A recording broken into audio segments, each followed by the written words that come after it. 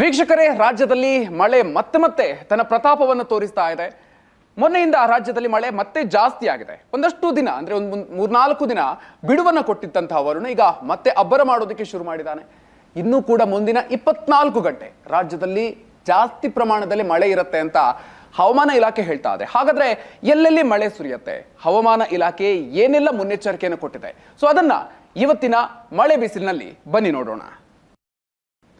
ವೀಕ್ಷಕರೇನು ಇವತ್ತು ರಾಜ್ಯದಲ್ಲಿ ಯಾವ ರೀತಿಯಾಗಿ ಮಳೆ ಇರುತ್ತೆ, ಇದಕ್ಕೆ ಸಂಬಂಧಪಟ್ಟಂತೆ ಹವಾಮಾನ ಇಲಾಖೆ ಏನೆಲ್ಲ ಅಲರ್ಟ್ ಅನ್ನು ಕೊಟ್ಟಿದೆ ಅದನ್ನ ನಿಮಗೆ ಡೀಟೇಲ್ ಆಗಿ ಹೇಳ್ತಾ ಹೋಗ್ತೀವಿ. ಇನ್ನು ಗಮನಿಸಬೇಕಾಗಿರುವಂತಹ ಅಂಶ ಅಂತಂದ್ರೆ ಯಾವುದೇ ಜಿಲ್ಲೆಗೂ ಕೂಡ ರೆಡ್ ಅಲರ್ಟ್ ಅನ್ನು ಕೊಟ್ಟಿಲ್ಲ, ಆದ್ರೆ 7 ಜಿಲ್ಲೆಗಳಿಗೆ ಆರೆಂಜ್ ಅಲರ್ಟ್ ಇದೆ. ಆ 7 ಜಿಲ್ಲೆಗಳು ಯಾವುದು ಅದನ್ನು ನೀವು ದೃಶ್ಯದಲ್ಲಿ ಗಮನಿಸ್ತಾ ಇದ್ದೀರಿ.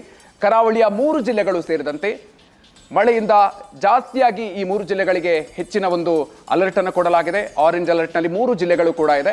ಒಂದು ದಕ್ಷಿಣ ಕನ್ನಡ, ಉಡುಪಿ ಹಾಗೂ ಉತ್ತರ ಕನ್ನಡ. ಅದರ ಜೊತೆಗೆ ಈ ಒಂದು ಜಿಲ್ಲೆಯಲ್ಲಿ ಭಾರಿ ಪ್ರಮಾಣದಲ್ಲಿ ಮುಂದಿನ 24 ಗಂಟೆಗಳ ಕಾಲ ಮಳೆ ಆಗತ್ತೆ ಅಂತ ಹವಾಮಾನ ಇಲಾಖೆ ಹೇಳ್ತಾ ಇದೆ.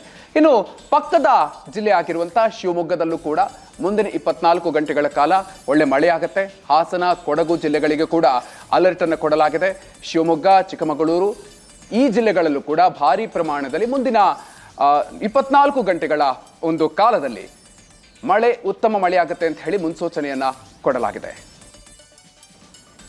ವೀಕ್ಷಕರೇ, ಆರೆಂಜ್ ಅಲರ್ಟ್ಗೆ ಸಂಬಂಧಪಟ್ಟಂತೆ ನಾವು ಡೀಟೇಲ್ ಅನ್ನ ನೋಡಿದ್ವಿ. ಈಗ ಯೆಲ್ಲೋ ಅಲರ್ಟ್ ಯಾವೆಲ್ಲ ಜಿಲ್ಲೆಗಳಿಗೆ ಹವಾಮಾನ ಇಲಾಖೆ ಯೆಲ್ಲೋ ಅಲರ್ಟ್ ಅನ್ನು ಕೊಟ್ಟಿದೆ ಆ ಡೀಟೇಲ್ ಅನ್ನು ಕೂಡ ಗಮನಿಸ್ತಾ ಹೋಗೋಣ. ಹವಾಮಾನ ಇಲಾಖೆ ಪ್ರಮುಖವಾಗಿ 8 ಜಿಲ್ಲೆಗಳಿಗೆ ಯೆಲ್ಲೋ ಅಲರ್ಟ್ ಅನ್ನು ಕೊಟ್ಟಿರೋದು ನೀವು ಸ್ಕ್ರೀನ್ ಅಲ್ಲೂ ಕೂಡ ಗಮನಿಸ್ತಾ ಇದ್ದೀರಿ.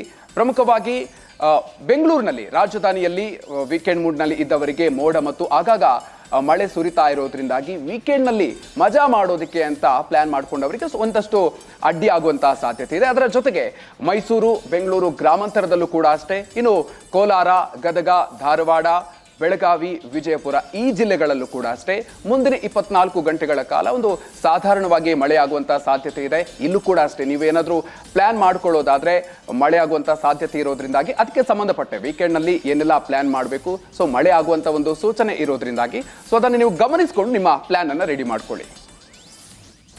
ವೀಕ್ಷಕರೇ, ಮುಂದಿನ 24 ಗಂಟೆಗಳ ಕಾಲ ರಾಜ್ಯದಲ್ಲಿ ಯಾವ ರೀತಿಯಾಗಿ ಮಳೆ ಇರುತ್ತೆ, ಯಾವೆಲ್ಲ ಜಿಲ್ಲೆಗಳಿಗೆ ಆರೆಂಜ್ ಅಲರ್ಟ್ ಇದೆ, ಯಾವೆಲ್ಲ ಜಿಲ್ಲೆಗಳಿಗೆ ಯೆಲ್ಲೋ ಅಲರ್ಟ್ ಇದೆ ಅದನ್ನ ಡೀಟೇಲ್ ಆಗಿ ನೋಡ್ತಾ ಹೋದ್ವಿ. ಸೊ ಈಗ ಹೇಳಿ ಕೇಳಿ ಇದು ಮಳೆಗಾಲ, ನೀರಿಗೇನು ಕೂಡ ಬರಗಾಲ ಇಲ್ಲ ಅಂತ ನೀವು ಅನ್ಕೊಂಡಿರಬಹುದು, ಆದ್ರೆ ಪರಿಸ್ಥಿತಿ ಹಾಗಿಲ್ಲ. ರಾಯಚೂರಿನ ಒಂದು ಹಳ್ಳಿಯಲ್ಲಿ ಇಂಥ ಮಳೆಗಾಲದಲ್ಲೂ ಕೂಡ ಕುಡಿಯುವ ನೀರಿಗೆ ತತ್ವಾರ ಉಂಟಾಗಿದೆ. ದಿನ ಬೆಳಗಾದ್ರೆ ನೀರಿಗಾಗಿ ಇಲ್ಲಿ ಬಿಂದಿಗೆ ಹಿಡಿದು ಸಾಲು ಹಚ್ಚಿ ಪಾಳಿ ನಿಲ್ಬೇಕಾದಂತ ಒಂದು ಅನಿವಾರ್ಯತೆ ಇದೆ. ಆ ಒಂದು ಹಳ್ಳಿ ಯಾವುದು, ಅದಕ್ಕೆ ಸಂಬಂಧಪಟ್ಟಂತಹ ಡೀಟೇಲ್ಸ್ ಇಲ್ಲಿದೆ ನೋಡಿ.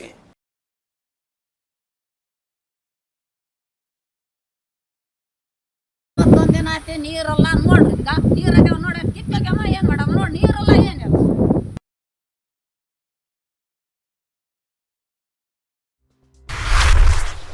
ಮಳೆಗಾಲದಲ್ಲೂ ಕುಡಿಯುವ ನೀರಿಗೆ ಹಾಹಾಕಾರ. ಜೀವಜಲಕ್ಕಾಗಿ ಜನ ಜಾನುವಾರುಗಳ ಪರದಾಟ.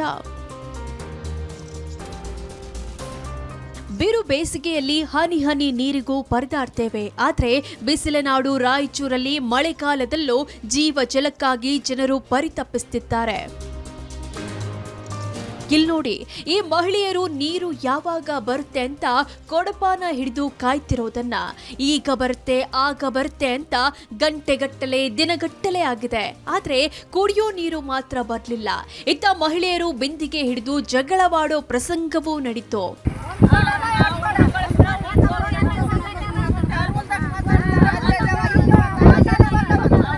ರಾಯಚೂರು ಜಿಲ್ಲೆ ಮಸ್ಕಿ ತಾಲೂಕಿನ ಬುದ್ದಿನ್ನಿ ಗ್ರಾಮದಲ್ಲಿ ಕುಡಿಯೋ ನೀರಿಗೆ ಜನ ಪರದಾಡ್ತಿದ್ದಾರೆ. ಮಳೆಗಾಲದಲ್ಲೂ ನೀರಿನ ಅಭಾವ ಶುರುವಾಗಿದ್ದು 2,000ಕ್ಕೂ ಹೆಚ್ಚು ಜನರಿಗೆ ದಿಕ್ಕೇ ತೋಚದಂತಾಗಿದೆ. ಗ್ರಾಮದ ಪಕ್ಕದಲ್ಲಿರುವ ಹಳೆ ಬೋರ್ವೆಲ್ನಿಂದಲೇ ನೀರು ತರುವಂತಾಗಿದೆ.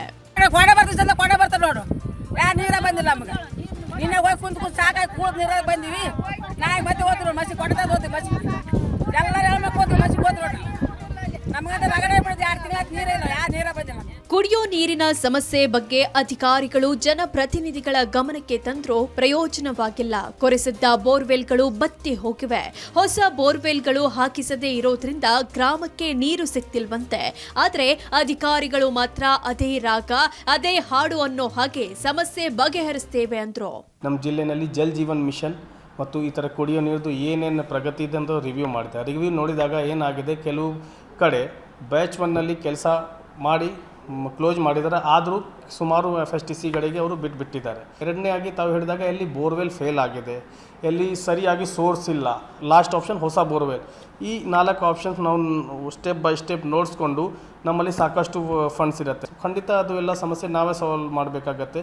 ಸಂಬಂಧಪಟ್ಟ AEE ಅವರು, AE ಅವರು ಮತ್ತು ಪಂಚಾಯತ್ PDO ಮುಖ್ಯವಾಗಿ ಸೊ ಅವರೆಲ್ಲ ಈ ಎಲ್ಲ ವಿಷಯಗಳಲ್ಲಿ ಗಂಭೀರತೆ ತಗೊಂಡು ಸಾಲ್ವ್ ಮಾಡಿಸ್ಬೇಕು. ಮಳೆಗಾಲದಲ್ಲೇ ಈ ಪರಿಸ್ಥಿತಿಯಾದ್ರೆ ಇನ್ನು ಬೇಸಿಗೆಯಲ್ಲಿ ಗ್ರಾಮಸ್ಥರ ಸ್ಥಿತಿ ಏನಾಗಬೇಡ. ಸ್ಥಳೀಯ ಶಾಸಕರು ಅಧಿಕಾರಿಗಳು ಎಚ್ಚೆತ್ತುಕೊಂಡು ಜೀವ ಜಲದ ಸಮಸ್ಯೆ ಬಗೆಹರಿಸಬೇಕಿದೆ. ರಾಜ್ಯದಲ್ಲಿ ಈ ವರ್ಷ ಉತ್ತಮ ಮಳೆ ಆಗ್ತಾ ಇದೆ. ಅದೇ ರೀತಿಯಾಗಿ ರಾಯಚೂರಲ್ಲೂ ಕಳೆದ 3-4 ದಿನಗಳಿಂದ ಭಾರಿ ಮಳೆ ಆಗ್ತಾ ಇದೆ. ಆದರೆ ರಾಯಚೂರು ಜಿಲ್ಲೆ ಮಸ್ಕಿ ತಾಲೂಕಿನ ಬುದ್ದಿನಿ ಗ್ರಾಮದಲ್ಲಿ ಮಾತ್ರ ಮಳೆಗಾಲದಲ್ಲೂ ಕೂಡ ಕುಡಿಯುವ ನೀರಿಗಾಗಿ ಪರದಾಡುವಂಥ ಪರಿಸ್ಥಿತಿ ನಿರ್ಮಾಣವಾಗಿದೆ. ಗ್ರಾಮದಲ್ಲಿ ಇರ್ತಕ್ಕಂಥ ಬೋರ್ವೆಲ್ಗಳು ಬತ್ತಿ ಹೋಗಿದ್ದಾವೆ, ಕೆಲ ಬೋರ್ವೆಲ್ಗಳು ಕೆಟ್ಟು ಹೋಗಿದ್ದಾವೆ. ಪ್ರತಿ ಮನೆಗೂ ಕೂಡ ನಲ್ಲಿಗಳನ್ನು ಅಳವಡಿಕೆ ಮಾಡಿದ್ದಾರೆ, ಆದರೆ ನಲ್ಲಿಗಳಲ್ಲಿ ಹನಿ ನೀರು ಕೂಡ ಬರ್ತಾ ಇಲ್ಲ.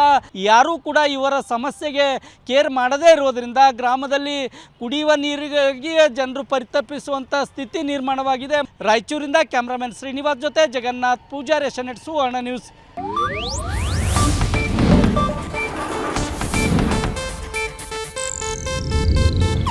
ಇದು ಏಷ್ಯಾನೆಟ್ ನ್ಯೂಸ್ ನೆಟ್ವರ್ಕ್ ಪ್ರಸ್ತುತಿ.